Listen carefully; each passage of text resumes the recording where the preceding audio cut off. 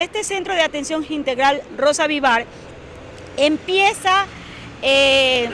trabajando, litigando con casos ya que eran emblemáticos, y uno de los casos más fuertes y más sonados dentro de la provincia fue trabajar el tema del acoso sexual, que aún en ese entonces no estaba tipificado justamente como delito,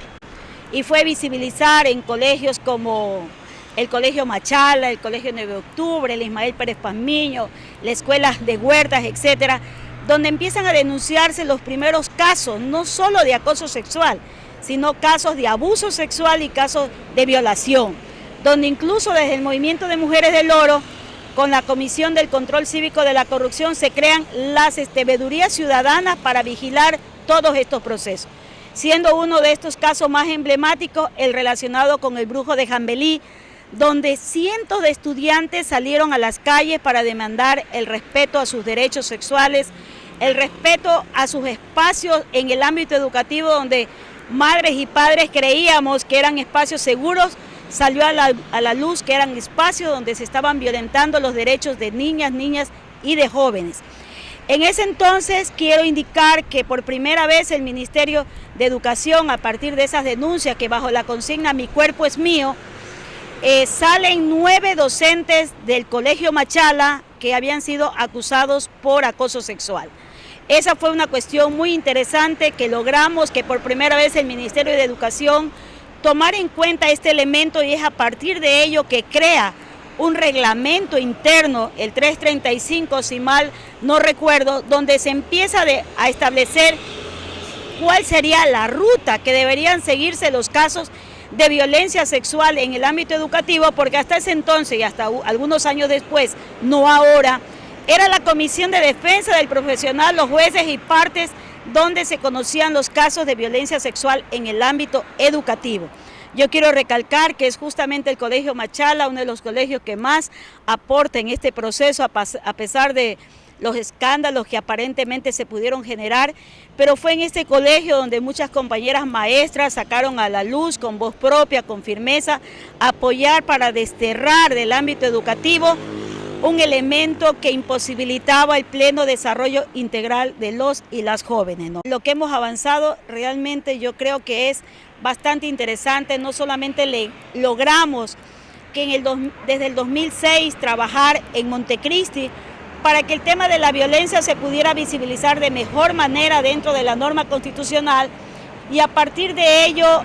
tengamos un código más integral en el campo penal, no lo suficiente, pero más integral, que mira el ámbito de la violencia en sus diferentes dimensiones, sino que además la mayor parte de organizaciones públicas y privadas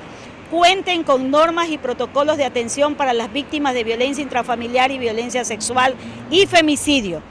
Nosotras desde hace 4 años aproximadamente trabajamos en convenio con el Estado. Primero lo hicimos con el MIES, luego con el Ministerio del Interior, y desde hace más de 2 años estamos trabajando en convenio con el Ministerio de Justicia, Derechos Humanos y Cultos, que es el organismo rector. El Ministerio, a través de este convenio, que ya no es un proyecto, sino que es una propuesta directa,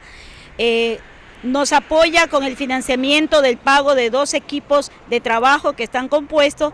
por la psicóloga, la trabajadora social, la abogada y lo que es el campo de la administración. Con esos elementos podemos atender en forma gratuita a las víctimas y sus familias que acuden al centro de manera directa o porque son referidas por la Fiscalía, por los juezas y juezas, por la misma policía, por los centros de salud, o porque las víctimas vienen directamente. Cuando ellas llegan aquí, nosotras nos manejamos, en la pregunta que usted me había planteado, a través de un sistema de gestión por proceso. Nosotras tenemos un proceso social que empieza desde la acogida a la víctima, desde su ingreso como usuaria, desde el acompañamiento y seguimiento en el campo social, y pasa por el proceso psicológico que sucede desde lo que es la intervención en crisis hasta las terapias individuales, grupales que se tienen que hacer, y luego, si la usuaria lo decide de acuerdo a lo que se discute ahí, pasa a lo que es el proceso de judicialización. En ese campo, ya ustedes conocen, no solo depende de que presentemos la denuncia, la demanda, sino que además pasa por todo un sistema de judicialización que empieza con la Fiscalía, pasa a los tribunales, a las salas, hasta la Corte Nacional, incluso puede llegar hasta la Corte Constitucional y más allá justamente del país. Actualmente nosotras tenemos un promedio de atención de 800 usuarias nuevas cada año, más las recurrentes que vienen de los años anteriores, y en verdad que es una carga laboral muy grande porque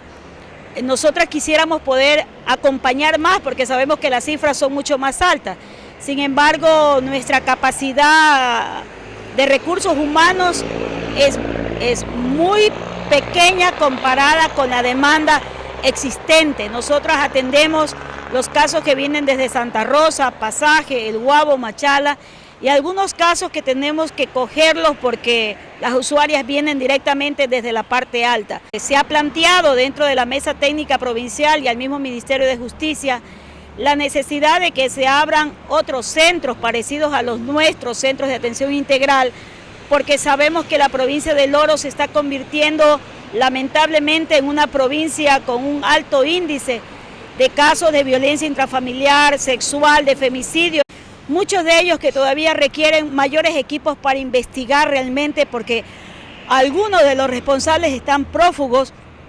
y otros que están en la cárcel. Uno de ellos está próximo a cumplir 1 año si no apuramos las audiencias de juzgamiento y sabemos lo que eso significaría, ¿no? Existen en el país 19 centros parecidos a los nuestros en algunas provincias, más 5 casas de protección para mujeres adultas.